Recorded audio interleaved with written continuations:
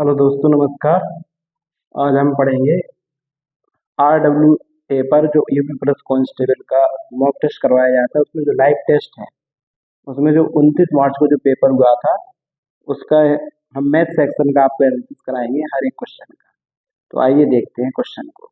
इसमें इसमें math section था 126 नंबर क्वेश्चन से।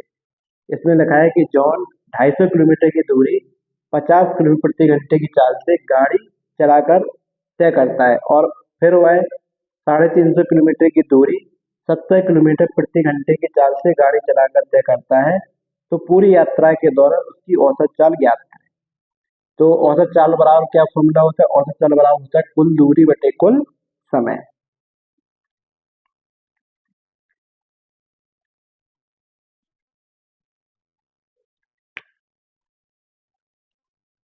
तो आइए देखते हैं।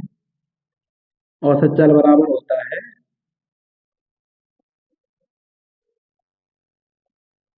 कुल दूरी बटे कुल समय। उसमें लिखा है जॉन 250 किलोमीटर की दूरी 50 किलोमीटर प्रति घंटे की चाल से। तो दूरी कितनी है? 250 है और एक है 350 किलोमीटर। ठीक है, हमें लिखना है नीचे समय। तो समय कैसे निकालते हैं? समय बराबर होता है दूरी बटे चाल। तो जो 250 किलोमीटर की डिस्टेंस है वो 50 की स्पीड से तय की गई है, और जो 350 किलोमीटर की डिस्टेंस है वो 70 की स्पीड से तय की गई है। तो 350 में 250 जोड़ेंगे तो 600 होगा, और उसमें 50 का भाग इसमें देंगे तो ये 5 में 0 से 0, एक 0 से 1 0, 5 से ये 5 में कटे, 7 गुना 35। ठीक है, तो ये 5 प्लस 5 तो 600, और 5 और 5 10, एक 0 से 1 0 कट के, तो ये आया औसत चाल बराबर 60 किलोमीटर पर आवर। तो इसमें हमने ये स्पीड निकाली। ठीक है, तो उसमें ये दिया था कि जॉन 250 किलोमीटर की दूरी 50 किलोमीटर प्रति घंटे की चाल से गाड़ी चलाकर तय करता है, और फिर वह 350 किलोमीटर की दूरी 70 किलोमीटर प्रति घंटे की चाल से तय करता है। तो पूरी यात्रा के दौरान हमें औसत चाल बताना है। तो औसत चाल बराबर होता है कुल दूरी बटे कुल समय। तो उसमें दूरी कितनी थी? 250 और 350। अब हमें निकालना है कुल समय कि 250 और 350 की डिस्टेंस है, उसको तय करने में हमें कितना समय लगा। ठीक है, तो कितना समय लगा उसमें? इसमें 250 की डिस्टेंस जो है वो 50 की स्पीड से तय की गई है, और जो 350 किलोमीटर की डिस्टेंस है वो 70 की स्पीड से तय की गई है। तो एक 0 से 0, 5 और 25, 7 गुना 35, 5 और 5 10, तो 10 घंटा पूरा समय लगा, और डिस्टेंस कितनी है? 600। तो 600 बटे 1 0 से 0, 60 किलोमीटर पर घंटा। ठीक है, तो ये औसत चाल आई। अब अगला सवाल। जब तक आप इस क्वेश्चन को लिखिए। हेलो, अब अगला क्वेश्चन देखते हैं। 126 लगा लिया था अपन लोगों ने। अब 127 नंबर क्वेश्चन देखते हैं। तो इसमें लिखा गया है, यदि सीमा एक खाते में 17,650 का निवेश करती है, जो 8.5 परसेंट प्रति वर्ष का साधारण ब्याज देता है, तो 5 वर्ष के बाद उसके पास कितना होगा? हमें ये बताना है। माने 17,650 का निवेश कर दिए, तो माने मूलधन अपन को दिया है, मूलधन दिया है 17,650, मूलधन दिया है 17,650। इसके बाद इसमें दर है वो है 8.5%, और कितने वर्ष का? समय कितना है? 5। तो एक वो बोल रहा है कि 5 वर्ष बाद कितना धन प्राप्त होगा। 5 वर्ष बाद कितना धन प्राप्त होगा, इसका मतलब ये बोलना चाहते हैं वो कि जो मूल्य 17,650 लगाया था वो तो मिलना ही है, और जो ब्याज है उसमें, माने जो साधारण ब्याज मिला उसको जोड़ के पूछ रहे हैं।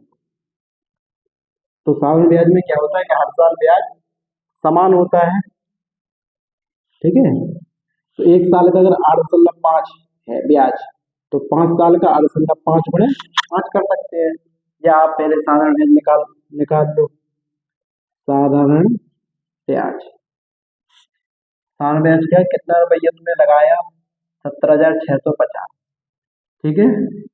कितने परसेंट रेट से, 8.5 को आप लिख सकते हैं 17/2, ठीक है। और इसको लिख सकते हैं गुणे 5। परसेंट का मतलब होता है बटे में, तो आपको कोई फॉर्मूला याद नहीं करना पड़ेगा। और क्या होता है, मूलधन गुणे दर गुणे समय बटे 100, और जी 100, तो 17/2 परसेंट की वजह से बटे में 100 लग गया इसमें, ठीक है। तो एक जीरो से इसमें हमने एक जीरो काटी, 5 से 10 कटेंगे 2 बार, ठीक है। तो आपको क्या करना है, 2 से इसमें भाग दो, तो 2 अट्ठे 16, 2 अट्ठे 16, और 2 का भाग 5 में देंगे, 2 दूनी 4, और दशम लगाना पड़ेगा, तो 2 पंचे 10, ठीक है।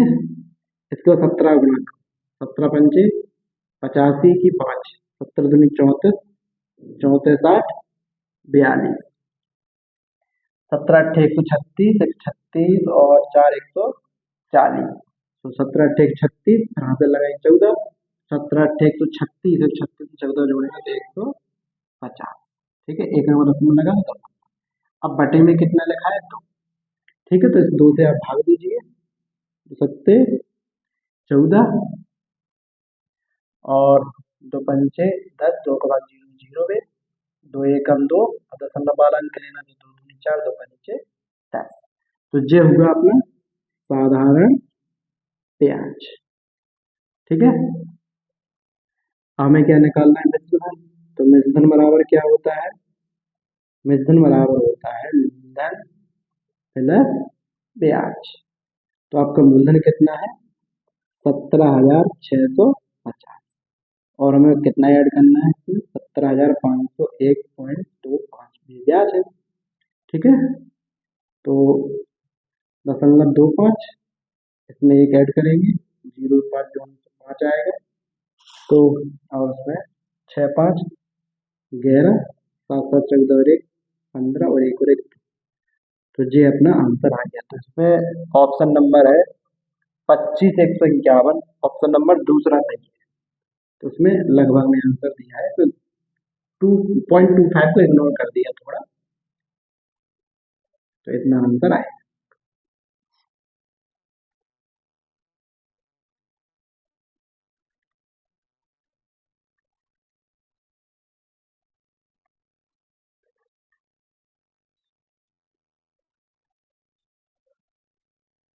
हमें देखना है 128 नंबर क्वेश्चन, ठीक है। ट्रेन वाला सवाल है, इसमें लिखा गया है 230 मीटर और 240 मीटर की लंबाई वाली 2 ट्रेनें 130 मीटर की दूरी पर हैं, वे समांतर पटरियों पर क्रमशः, मतलब कोई पटरी बिछी है, समांतर पटरियों पर क्रमशः 160 किलोमीटर प्रति घंटा और 250, जैसे मान लो एक पटरी बिछी और इसी के समांतर और पटरी बिछी, तो उन्होंने लिखा है कि वे समांतर पटरियों पर 160 किलोमीटर प्रति घंटा और 200 किलोमीटर प्रति घंटे की चाल से एक दूसरे की ओर बढ़ना शुरू करती है, ठीक है। मान लो एक ट्रेन यहाँ है तो वो इस तरफ चलेगी, और एक ट्रेन यहाँ है तो वो इस तरफ चलेगी, शुरू करती हैं, तो ट्रेन एक दूसरे को कितने समय में पार करेगी। तो जब ट्रेन एक दूसरे को पार करेंगे तो अपनी लंबाई को भी पार करेगी, जैसे एक ट्रेन है, जैसे एक ट्रेन है, एक ट्रेन है, इसको पार कब माना जाएगा, जब ये पूरी इसकी लंबाई को क्रॉस करेगी, इसकी लंबाई क्रॉस, और जो अपनी लंबाई को खुद क्रॉस करेगी, तभी तो वो क्रॉस माना जाएगा उसमें, ठीक है। अब इसके बीच में भी गैप कितने का है, 130 मीटर का गैप है, तो 130 मीटर को भी कवर करेगी वो ट्रेन, और उनकी जो लंबाई है खुद की, एक ट्रेन की लंबाई 230 है और एक ट्रेन की लंबाई 240 है, ठीक है। तो अपनी लंबाई, तो उनकी कुल दूरी कितनी तय करना हो, 130 जे और 230 एक दूसरी पहली ट्रेन की और 240 दूसरी ट्रेन की। अब पहली ट्रेन की स्पीड 160 किलोमीटर प्रति घंटा है और दूसरी ट्रेन की 200 किलोमीटर प्रति घंटा है, अब वो विपरीत दिशा में चल रही है, जब एक दूसरी विपरीत दिशा में चलती है तो हमें क्या करना पड़ता है, जोड़ना पड़ता है।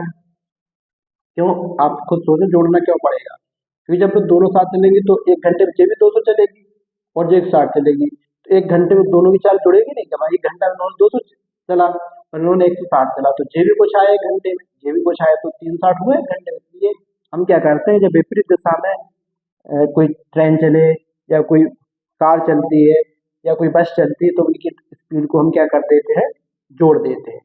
ठीक है, तो इसमें देखो, इसमें स्पीड दी किलोमीटर प्रति घंटा में और आपकी जो दूरी है वो मीटर में है। ठीक है, दूरी किसमें, मीटर में है। और जो इसमें आंसर है, ऑप्शन है 5 सेकेंड, 6 सेकेंड, 8 सेकेंड, 7 सेकेंड। और आंसर कैसे मांगा जा रहा है, सेकेंड में। इसका मतलब क्या है कि दूरी अगर मीटर में है तो हमें चाल को किसमें बदलना पड़ेगा, मीटर प्रति सेकंड में। ठीक है, तो आइए लगाते हैं। तो डायरेक्ट करना है आपको, समय बराबर एक 230 है, एक ट्रेन की लंबाई, एक की 240 है, और इनके जो बीच का गैप है, इनका जो बीच का गैप है वो है 130 मीटर। 230, 240 और बीच का गैप है 130 मीटर बटे स्पीड कितनी है, एक ट्रेन की 160 है और एक ट्रेन की 200 है। 160 और 200 ऐड करेंगे तो आपको होगा 360, जो है किलोमीटर प्रति घंटा में, और हमें किसमें चाहिए, मीटर प्रति सेकंड में।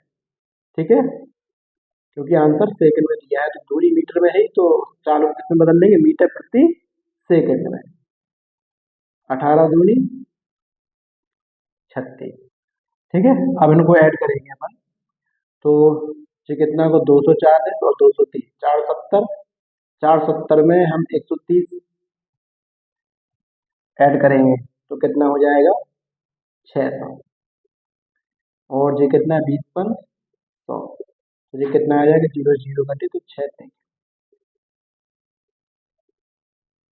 अब हमें एक चीज और बताने जा रहा है कि जिसको पता नहीं है कि इसमें हमने मीटर प्रति सेकंड में क्यों बदला है चाल को, क्योंकि देखो समय हमें किसमें चाहिए, सेकंड में, और समय बराबर क्या होता है, दूरी बटे चाल। देखो अगर दूरी मीटर है तो मीटर, ठीक है, और बटे का मतलब क्या होता है, भाग। बटे का मतलब क्या होता है, भाग। तो ये मीटर प्रति, प्रति का मतलब भी बटे होता है। अब देखो मीटर जाके था, इसमें सेकंड ऊपर क्या है, भाग की जगह गुणा लगाया, सेकंड ऊपर पहुंचेगा मीटर, मीटर से मीटर कट गया तो वो सेकंड में आ गया कि नहीं। यही वजह है कि हम जब दूरी मीटर में हो और 4 किलोमीटर प्रति घंटा में दी गई हो और हमें समय सेकंड में निकालना हो, तो इसी वजह से हमें चाल को मीटर प्रति सेकंड में बदलना पड़ता है। Thank you. तो इस क्वेश्चन को लिख लीजिए। अब इसमें 129 नंबर क्वेश्चन, जो प्रॉफिट लॉस का क्वेश्चन है। इसमें लिखा गया है कि 15 संतरों का विक्रय, 15 संतरों का विक्रय मूल्य, मान लो एक संतरे का विक्रय मूल्य एसपी है, तो 15 का 15 एसपी होगा। तो उन्होंने कहा है 15 संतरों जो विक्रय मूल्य है वो 19 संतरों के क्रय मूल्य के बराबर। तो एक संतरे का क्रय मूल्य अगर सीपी है तो 19 को कितना हो रहा है, सी। या डायरेक्ट आप लिख सकते हैं कि 15 वस्तुओं का विक्रय मूल्य 15 गुणा एसपी होगा, तो 19 वस्तुओं का 19 गुणा सी बराबर। ठीक है, तो एसपी बटे सीपी। तो एसपी कितना, देखो इसमें हम क्या किया, सीपी बटे में दिए और 19 को हमने यहीं रखा है, तो 19 आगे था, इसके बाद हमने किसको रखा, 15। ठीक है, अब आपको याद रखना होता है अनुमानित प्रतिशत लाभ कितना है, और इसमें जो ऑप्शन दिए गए हैं वो दूर दूर भी है। तो इसमें एक ऑप्शन है 15.34%, यहाँ पर लगा रहा है ऑप्शन 15.34%। दूसरा ऑप्शन है 18.75%। सी ऑप्शन है 32.5%, और डी ऑप्शन है 26.67%। ठीक है, तो देखो हमें कितने का लाभ हुआ, 15 की चीज 19 से लेकर 4 का लाभ हुआ। ठीक है, क्योंकि हमें लाभ परसेंटेज निकालना है, तो हमें कितने का लाभ हुआ, यहाँ पर लिख देंगे, तो आप और लिखिएगा, हम यहाँ पर लिख दे रहे हैं आपके लिए कि जो लाभ होगा वो कितना होगा, 4 का लाभ होगा कितने पर, 15। ठीक है, अगर हम इस 15 को 16 मान लें, कितना मान लें, क्योंकि जब ऑप्शन दूर दूर होते तो वैसा कर सकते हैं, अगर हमें नहीं पता है, अगर हम 4 को 15 मानेंगे तो 16 हो जाएंगे। ठीक है, 4/16 गुणे 100%। ठीक है, 4 एकम 4, 4 चौको 16, 4 100 कितने में कटेंगे, 25। तो कितना आ जाएगा जी, 25%। आप अगर अच्छी प्रैक्टिस की है आपने, तो आप इतना ही लिखने के बाद, इतना लिखने के बाद आप माइंड में कर सकते हैं। अब देखो नीचे यहाँ पर छोटी वैल्यू थी, तो आपको याद रखना है, नियम होता है, जैसे 4 यहाँ पर 4, यहाँ पर लिखा है 4/15 और यहाँ पर लिखा है 4/16। तो देखो नीचे जितनी वैल्यू छोटी करते जाएंगे, ऊपर कमन उतना ही भाग देने से उतना ही बड़ा आएगा। देखो हमने इसे 15 रखा, 15 था, लेकिन 16 रखा तो 25% आया, लेकिन अगर हम 15 रखते तो 25% से ज्यादा आता, 25% से थोड़ा ज्यादा आता, 25% से थोड़ा ज्यादा कौन सा ऑप्शन है, डी ऑप्शन है आपका। ठीक है, तो 25% थोड़ा ज्यादा है। ठीक, अब अगर आप ऐसा भी करना नहीं चाहते हैं तो आप उतना ही बड़ा रहने दीजिए, लेकिन आपको याद होना चाहिए 1/15, 1/15 को अगर हम परसेंटेज बदलते हैं तो क्या आता है, 6.66%। इसी प्रकार आपको याद होना चाहिए 1/12 गुणे 100% बदलते हैं तो आंसर आता है 8.33%। इसी प्रकार आपको याद होना चाहिए 1/16 गुणे इसको करते हैं तो कितना आता है, 4 सही 1/6%। इस तरीके से आप हमको याद होना चाहिए। तो देखो इसमें अगर 4 गुना देगा तो एक, हर चीज गुणा में एक तो होता ही है ना, तो 1/15 कितना होगा, 6.66। 1/15 कितना होगा, 6.66%। ठीक है, अगर हम गुणा करेंगे तो 4 6 24 की 4, 4 6 24 तो 26, 4 6 24 और 2 26, तो उनको 10, तो देखो 26.64 आया। और लगभग में अपन थोड़ा बहुत यहाँ वहाँ हो जाता है उसमें, तो आपको कितना आंसर मिला, 26.64%। ठीक है, तो आप इस तरीके छोटे मेथड समझ सकते हैं। आपको इतना ही लगाना है, अगर आपने अच्छी प्रैक्टिस की है तो आपको पेपर में केवल केवल इतना ही लगाना है। ठीक है, तो आप लोग लिख सकते हैं इस सवाल को।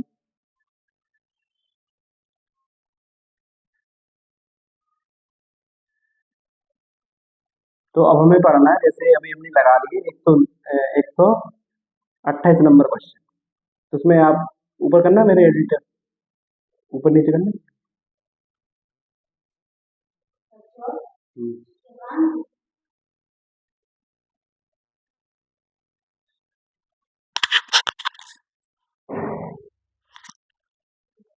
हाँ ऊपर नीचे करो, हटना हटना।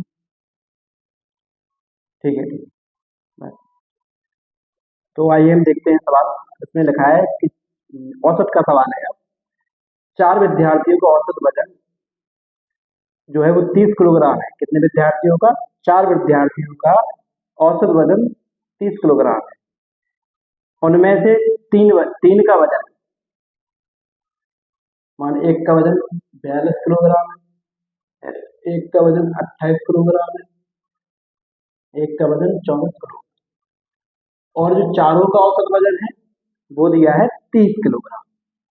मानो जो 4 लोग हैं, 4% है, उनका जो एवरेज है वो दिया है 30 किलोग्राम। ठीक है, एवरेज का मतलब होता है सबके पास बराबर का। तो हम इसकी आइए हम इसको विचलन मेथड से लगाते हैं। तो देखो विचलन का मतलब होता है कि अगर उसको उसकी तुलना करें और तुलना करने पर जो भी आया फिर उसको हम ऐड करें तो नेट डेविएशन 0 होता है। तो देखो 30 से कितना ज्यादा है, 12, 30 से डेविएशन कितना ज्यादा है, प्लस, और ये कम है माने माइनस, कितना कम है, 2, और ये कितना कम है, 6। तो तीनों का जो डेविएशन है कितना है, 6, 2 माइनस माइनस की जुड़ता है तो 12 में से 8 गए तो कितने बचे, 4। तो 4 किलोग्राम क्या है, प्लस। अब अपन ने एक छोड़ दिया है और नेट डिविजन क्या बनाना है, 0 बनाना है। तो अगर ये प्लस का 4 है तो जो बचा हुआ व्यक्ति है वो एवरेज से कितना कम होगा, 4 कम होगा। मान लो चौथे व्यक्ति का जो वजन होगा वो कितना होगा, एवरेज से 4 कम होगा, क्योंकि जो प्लस का 4 है, जो प्लस का 4 डेविएशन है उसको 0 बना, तो माइनस के 4 आना चाहिए। तो एवरेज जो चौथा व्यक्ति होगा वो एवरेज से 4 कम होगा, 26 किलोग्राम। ठीक है, नहीं तो आप बेसिक से क्या करेंगे कि आपको 4 विद्यार्थी वजन औसत वजन दिया है, तो योग कैसे निकालते हैं, योग बराबर होता है औसत वजन गुणे व्यक्तियों की संख्या। तो औसत वजन जैसे 30 है, गुणे 4 कर दो, 120 टोटल आ जाएगा। इसके बाद 4 का टोटल आपको मालूम है 120 है, 4 का आपको मालूम है कि उनका टोटल 120 है, 3 का आपको पता है, तो आप तीनों के वजन को जोड़ के 4 के वजन में से घटाएं तो 1 का वजन आ जाएगा कि नहीं। ठीक है,